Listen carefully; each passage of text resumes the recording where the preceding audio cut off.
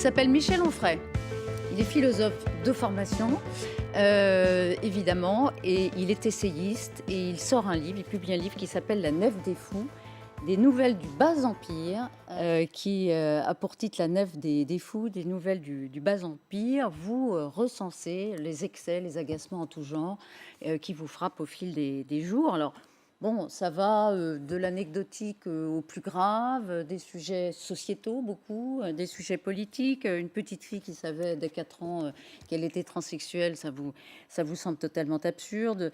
Une Une petite chercheuse... fille de 8 ans qui nous dit que depuis Oui. 4 ans, c'est-à-dire depuis 4 ans de temps, mais depuis l'âge de 4 ans, elle a le désir d'être transsexuelle et qui se fait applaudir par les députés espagnols, je trouve effectivement que ça mérite qu'on y réfléchisse. Dites-nous, qu'est-ce qui donne la cohérence à cet inventaire? La décadence, ce ne sont que des variations sur le même thème. Tout est délirant. Des véganes qui s'en viennent nous dire qu'il faut arrêter d'utiliser des chiens d'aveugles, par exemple, parce qu'ils préfèrent effectivement que les aveugles passent sous les voitures. On se dit, mais on en est où, là, quand on préfère effectivement le bien-être des chiens, le bien-être supposé des chiens, et qu'on estime que les aveugles, ça compte pour rien. Il vaut mieux un chien qui soit libre ou libéré, lui aussi, plutôt qu'un aveugle qui soit savamment et affectueusement guidé par un chien d'aveugle qui aura été éduqué pour ça. Donc il y a effectivement des choses étonnantes. On peut se dire sur une petite fille qui dit « j'ai 8 ans, depuis 4 ans, j'ai envie de changer de sexe », poser des questions sur la question de l'identité. Comment se constitue une identité théoriquement avec des parents, théoriquement avec des enseignants? Mais quand l'époque consiste à dire « oh là là, l'identité n'est jamais très sûre », qu'est-ce que vous allez fabriquer? Des identités branlantes, ça me paraît normal. Si vous apprenez l'illettrisme à l'école, vous serez illettré. Si vous apprenez à ne pas compter à l'école, vous ne saurez pas compter. Si vous apprenez effectivement que l'identité est très fluctuante, vous n'aurez jamais d'identité. Il y a effectivement une volonté de faire de telle sorte qu'on ait des enfants perdus. Éduquer des enfants, c'est tout faire pour qu'ils ne soient pas perdus. Alors, vous êtes philosophe, Michel Onfray. Une formation, vous avez dit. Vous avez C'est une bien, c'est un formation, progrès. Vous non? faites un progrès si vous pensez que, nonobstant la formation, je le suis devenu tout de même un peu. Vous êtes philosophe. Moi, je ne le suis pas, mais j'ai quand même cherché une phrase de philosophe à vous soumettre. Ne pas rire, ne pas pleurer, ne pas détester, mais comprendre. Spinoza. On prête à Spinoza. Est-ce que vous pensez que, justement, comment dirais-je, j'allais dire la moquerie, en tout cas le fait de saisir tous ces excès de l'époque, soit une bonne manière de comprendre et d'aider à comprendre? Non, vous pouvez ne pas avoir envie de rire. C'est pas grave. Vous pouvez ne pas avoir le sens de l'humour. Vous pouvez ne pas aimer Voltaire. Non, mais si on l'a, est-ce que c'est une bonne façon d'aider à comprendre l'époque? Moi, je pense. Les grands philosophes, pour moi, sont ceux qui ont su rire. De Socrate à Foucault, en passant par Nietzsche ou par Voltaire. Et il y en a qui nous font plutôt transpirer, il y en a qui nous font suer, au sens premier du terme. Il y a des philosophes, effectivement, qui ont estimé, comme Voltaire, qu'on pouvait faire rire et enseigner en même temps. Oui, je préfère effectivement. Vous savez, il y a une opposition entre Démocrite et Héraclite en peinture, beaucoup. On a vu ça pendant toute la Renaissance, mais ils tiennent chacun un globe, le monde comme ça, et il y a les larmes de Démocrite et les larmes d'Héraclite et le rire de Démocrite. Et il faut effectivement, pas Spinoza pour le coup, mais rire ou pleurer. Moi, j'ai pas envie de pleurer en voyant tout ça. J'ai plutôt envie vraiment de rire. Ça me fait franchement rire. Et lister tout ça, est-ce que ça vous aide? Alors, ça va vous agacer, mais est-ce qu'il y a un côté un peu cathartique pour vous? Ça vous aide à supporter mieux cette époque? Ah, pas du tout. Pas? Moi, je la supporte bien. Ça me fait rire, Ah je oui. l'assure. Oui, mais j'assiste à un effondrement avec une certaine jubilation parce que c'est assez drôle quand même de C'est voir un que écroulement? Oui, bien sûr. On est en train, enfin, l'époque nous conduit à un écroulement. Cette décadence dont vous parlez, Oui, ça bien conduit sûr. à un écroulement? C'est pas que la décadence conduit à un écroulement, c'est que le signe de la décadence, c'est l'écroulement. C'est comme, vous voyez, des fissures dans un mur, puis vous voyez une pierre qui tombe, puis un pan de mur qui tombe, puis après une partie de la maison qui s'effondre, puis à un moment donné, il ne reste plus que des ruines, puis sur les ruines, vous avez après des orties, des herbes folles, etc. Il n'y a rien derrière? Il n'y a pas une nouvelle civilisation? C'est une nouvelle civilisation à laquelle vous travaillez, d'ailleurs, je ne suis pas sûr que vous le sachiez, mais je veux dire, tous ces gens qui veulent abolir les nations, les peuples, les Qui frontières, moi? Enfin, qui nous? Qui les vous? journalistes qui défendent le politiquement correct et qui estiment qu'effectivement l'État c'est nazi, que le peuple c'est fasciste, que imaginer une identité c'est être pétiniste, que ça sent un peu Vichy toujours, tout le temps, etc. Enfin, le truc habituel, moi j'ai l'habitude de ces choses-là. Et on travaille à quelque chose qui est vive l'artificialisation de tout. Et donc à ce moment-là, on peut dire un enfant, par exemple, n'est pas un enfant. Un enfant, c'est un projet. Donc, dans le ventre d'une mère, si vous avez décidé à 9 mois moins 3 jours, à 3 jours de l'accouchement, vous avez décidé que cet enfant n'était plus un projet, eh bien, il a cessé d'être un enfant. Et vous avez des socialistes qui proposent ça et des députés qui, entre le 31 juillet et le 1er août, votent pour qu'on puisse tuer un enfant dans le ventre de sa mère. Ben oui, je trouve que c'est assez décadent d'estimer qu'un enfant, c'est une chose et qu'on peut s'en débarrasser parce qu'on n'en a plus le projet. Et si je me mets à pleurer, alors je vais passer ma journée avec un mouchoir. Qu'est-ce qui vous réjouit?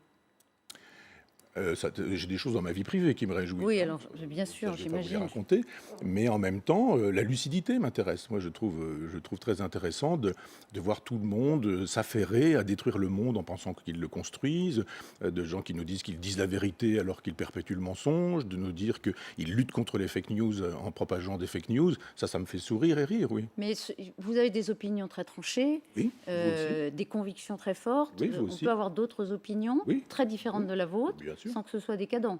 Ah bah évidemment, j'ai pas dit qu'il y Ouais. avait de la décadence partout, tout le temps, en permanence. Hein, je ne dis pas ça. Je dis que je la vois là où je la vois.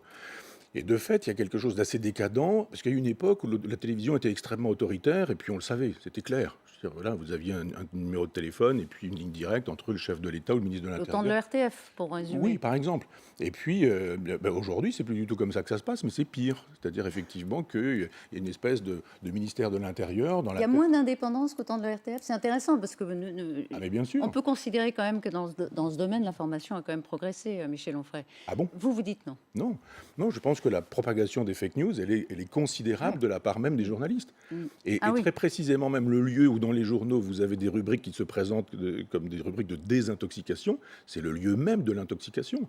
Donc la décadence, c'est ça. Moi, j'adore, j'ai fait un livre sur Orwell, hein, mais j'adore 1984. Tous les soirs, nous y lisez une sommes, petite c'est ce que page. vous Oui, dites. complètement. Nous Lisez y une page sommes, et- d'Orwell tous les soirs et vous verrez que vous aurez les informations du lendemain. Donc il y a un ministère de la vérité. Quiconque ne dit pas la vérité telle qu'elle a été décidée comme étant vérité au ministère est un fasciste, est un nazi, est un pétiniste, etc., etc. Ça marche très bien. Moi, ça me fait rire, ça me fait sourire. Alors, venons-en à une information. Celle-là, elle est incontestable. C'est Frédéric Vidal, la ministre de l'Université, qui a dit que l'université était gangrénée par l'islamo-gauchisme. Vous signez ça? Évidemment. Ça me paraît évident, effectivement.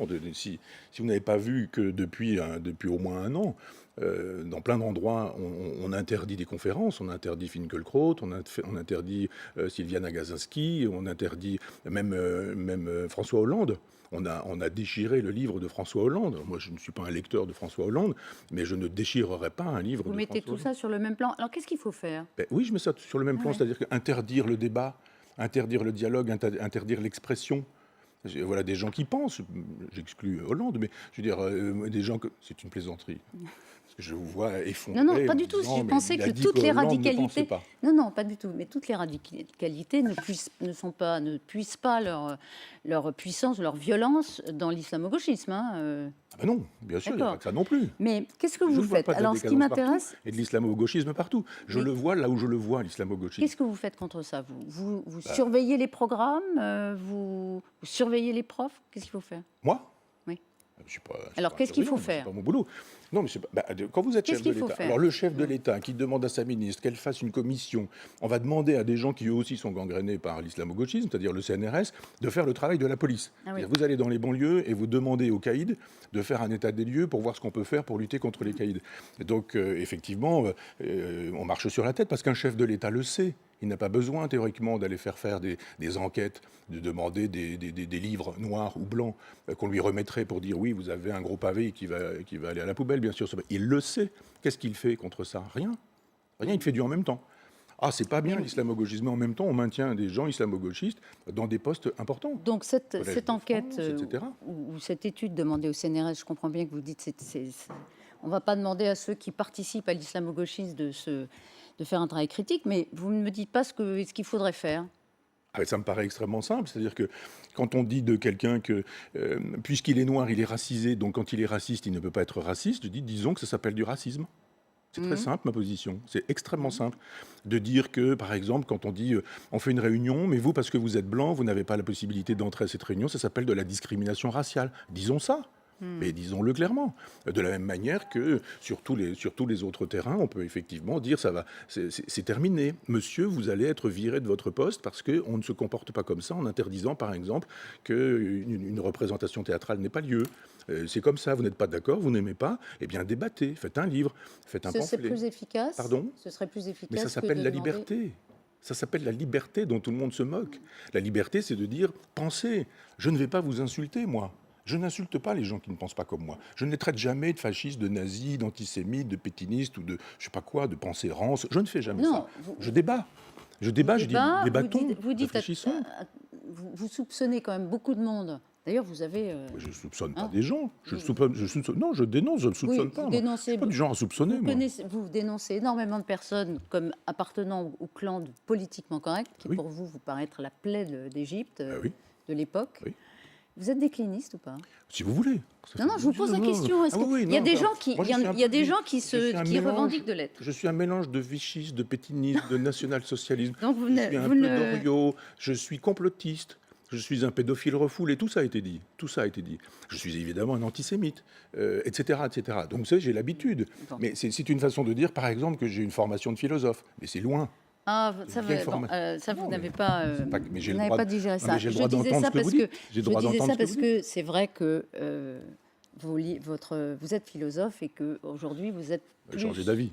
Non, non, vous Mais êtes- ça ne me gêne pas, vous savez. vous- C'est pas vous qui déciderez êtes- si je suis philosophe Voilà. ou pas. Bon, Mais alors, si vous vous êtes- décidez que je ne le suis pas, vous êtes ça ne va pas formation du philosophe. tout Où m'empêcher en de sont vos dormir. intentions politiques là? Pas philosophiques, mais politiques. Vous allez me sortir quoi? Que j'ai soutenu machin, puis bidule, puis un tel, et que je suis tellement contradictoire qu'on n'arrive pas Non, à je vais savoir vous qui est dire Michel que Onfray. Moi, je vous défends. avez en juin publié une revue, Front Mhm. Populaire, Mhm. dans l'intention, je crois, de réunir les souverainistes de bonne volonté, en gros. J'ai dit de droite, de gauche, d'ailleurs, et de nulle part. Voilà. Vous dites de bonne volonté, Et que ça pouvait constituer un programme ça va en constituer un. pour 2022. Oui, ça va en constituer un, c'est Pour sûr. qui? Ah bah là, pour le problème, c'est toujours votre envie d'avoir un personnage. Nous, on roule pour personne. On va pas rouler pour À quelqu'un. un moment, il en faudra un. Non, notre souci, c'est le peuple. C'est pas Alors, qui incarne le peuple? le peuple. Il n'y a pas besoin de l'incarner Alors, avec un personnage. vous me permettez que je cite quelques candidats Oui. déjà déclarés. Oui. Xavier Bertrand, Marine Le Pen, Jadot pour les Verts, Mélenchon. Est-ce que l'un de ces quatre-là incarne le peuple? Non, non, pas du tout. Aucun. Enfin, ils incarnent des fragments du peuple, des bouts du peuple, des morceaux du peuple. Mais le peuple, c'est le peuple. C'est pas, personne ne peut dire je suis le peuple. Et moi, je ne le dis pas non plus. Je dis simplement que si on veut avoir un souci du peuple, alors on peut fabriquer un programme. Et je ne dis pas que je suis le peuple. Les gens qui disent Onfray dit le peuple c'est moi, je n'ai jamais dit ça. Je dis simplement que, par exemple, quand on fait voter le peuple en 2005 sur le traité européen et que le peuple dit non, on n'en veut pas, qu'on lui dit en 2008 vous l'aurez quand même, on n'a pas le souci du peuple. Ça s'appelle être populicide, ça. C'est un mot que Gracchus Babeuf a inventé au moment de la Révolution française, justement pour parler des massacres vendéens.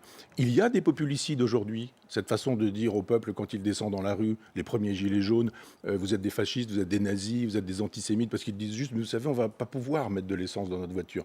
Les gilets jaunes, c'est juste ça tout au départ. Ils disent, c'est bientôt Noël, on n'a même pas les moyens d'acheter des jouets à nos enfants.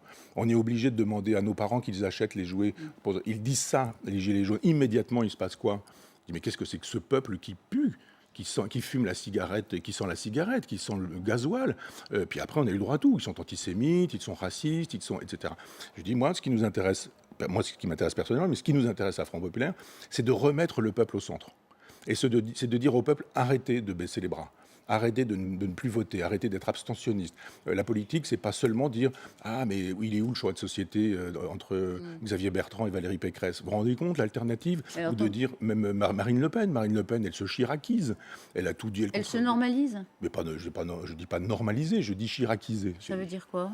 Ça veut dire que elle ressemble au Chirac des années 70. Là, elle est en train de dire bon l'euro, l'Europe, il va quand même falloir séduire. Chirac des années 70, il était très jeune encore. Il était dans les cabinets de Pompidou. C'est Marine Le Pen aujourd'hui. Des années 70, c'est-à-dire les années 70, c'est 70 à 79. Et le bruit et l'odeur, enfin, le UVA, enfin, toutes ces choses-là par la suite, on peut chercher les dates si vous voulez, mais je veux dire, c'est simplement une stratégie pour arriver au pouvoir. Il n'y a pas de colonne vertébrale chez Marine Le Pen.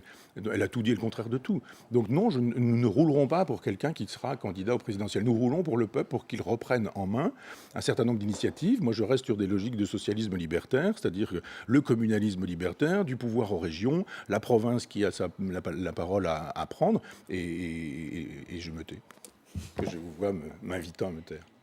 Pour présenter vos livres. La Nef des Fous, des nouvelles du Bas Empire, c'est l'Empire romain qui s'est écroulé. Michel Onfray, aux éditions Bouquin. Et puis, puisqu'on parle de bouquin, la très belle collection, la collection Bouquin, Michel Onfray, Vie philosophique au pluriel. Merci d'avoir été avec nous ce soir. Merci à vous.